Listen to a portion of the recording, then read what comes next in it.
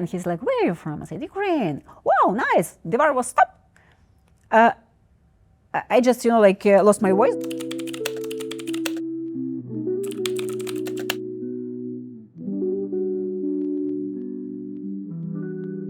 After 4 years of wars, what feels unchanged and what feels irreversibly different for you?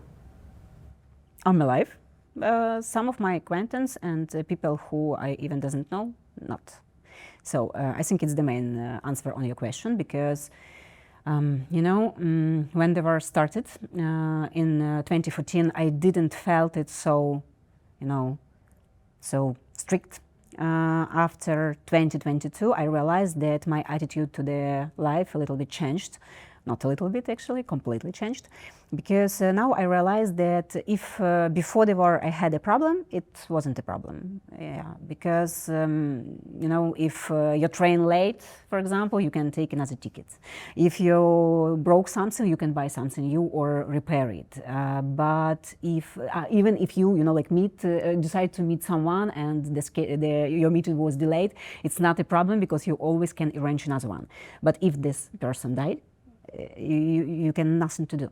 What were you doing in the morning of February 24th, 2022? Do you still remember? Around 4 a.m. I noticed some strange, something strange, because in messengers start to blame like message, and think like, okay, who didn't sleep at that moment?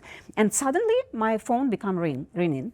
It was a friend of mine, and she started to talk me something strange, like, oh my god, the war started, it's explosions, it's something bad, how are you? She said me the phrase like, you remember how it was in 2014 in Lugansk? It's the same. And suddenly at this moment I heard the explosion behind of my window.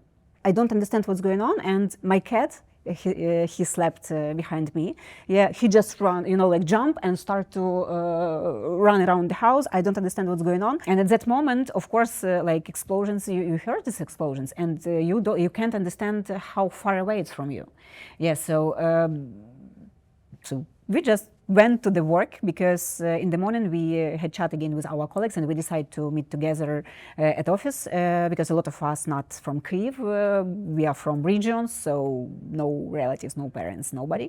So we went to the work, and then I remember a lot of journalists, and I remember how my colleagues start to make, stream from his home. And the day I came at the office, and next day I went home, I think in 3 days, just in 3 days, because every one of us, we stay in the basement at work. We had there some place. It's not, like shelter or something like this. It was just a place where we had some stuff, I don't know.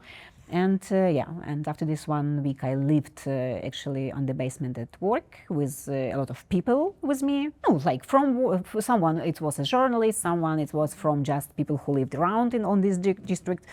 Cats, children. I know you're not an usual newsroom, because besides being a journalist, the people in RFI Ukraine have their own stories. How do you work as a team? Our relationship at work, it's not usual, like in usual office. We spend a lot of time in the office, and we, of course, know everything about each other. And every morning when I woke up and check, for example, news, like what's going on, like where is shelling, so on. And when I see that shellings in Kharkiv, I realize, okay, Taisia can be a little bit sad, because a little bit again, because her friends, boyfriend, relatives are there. And I have journalists from Donbass, both Lugansk region and Donetsk region. I have journalists from Kharkiv, Sumy, from Odessa,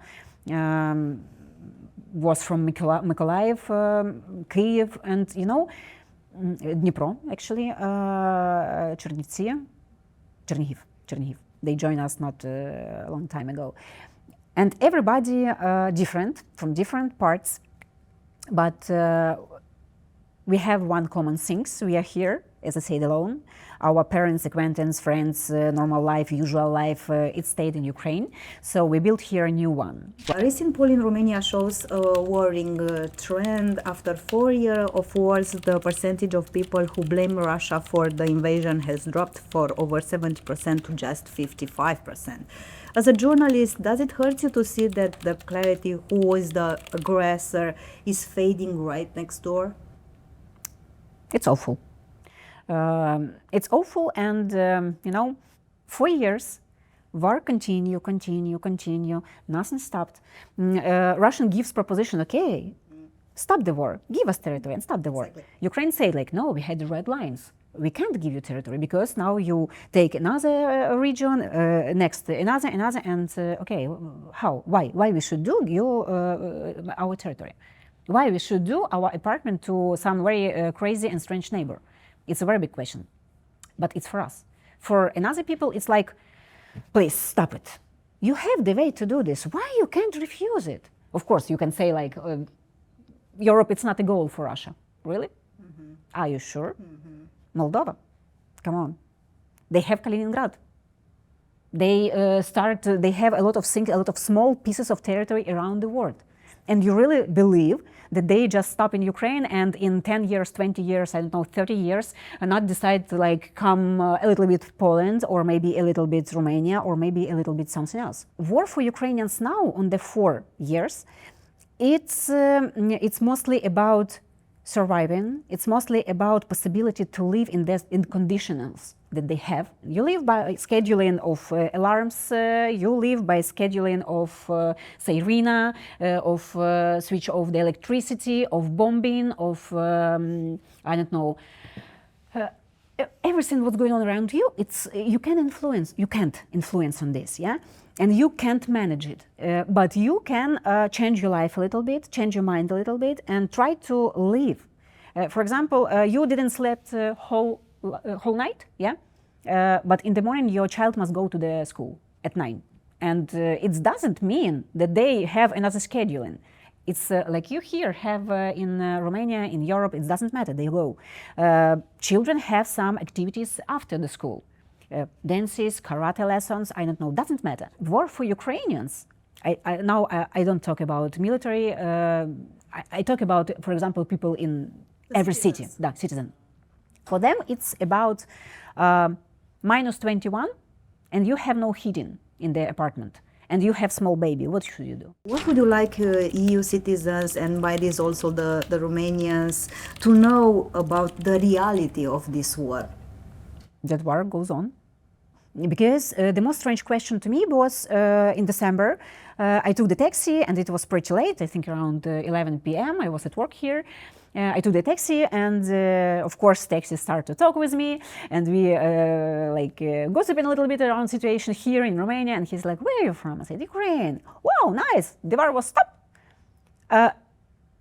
I just, lost my voice because it was the day when we had alarm in the Tulcea and Galați because the drone came here, Russian drones, actually, and I realized that person even don't understand what's going on.